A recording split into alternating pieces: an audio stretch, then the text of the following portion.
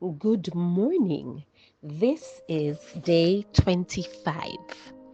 Inasmuch as ye have done it unto one of the least of these my brethren, you have done it unto me. Matthew chapter 25, verse 40.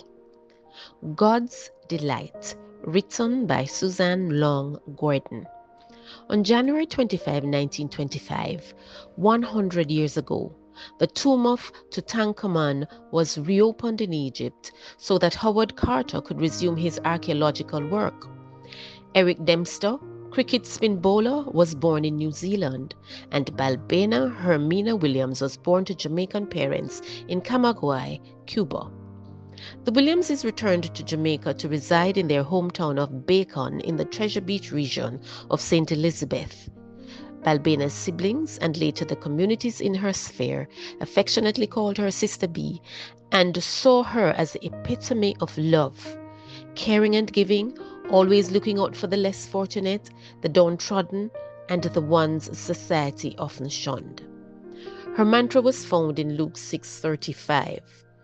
Do good, hoping for nothing in return, and your reward shall be great, and you shall be a child of the highest. This phenomenal woman of faith, an unsung hero, gave even when it seemed there was no more to give. One day, a bedraggled and smelly stranger knocked on her gate and asked for a drink of water. On going to retrieve the water, she heard him ask if she had any coloring, meaning syrup, that she could put in the water as he had not eaten for 3 days. She was in a quandary as the syrup was the only thing she had for her children's dinner that day. However, she decided to give it to him as they had consumed porridge that morning before school. At least they had already eaten something for that day, she mused. She invited him into the yard, offered him the syrup, a hose down, and some change of clothes. He left a happy man. Unknown to her, however, the Lord had already planned the enlarging of her territory from unexpected places. Later that day, instead of the syrup, her children's dinner consisted of boiled yam, banana, and dumplings with ackee and saltfish.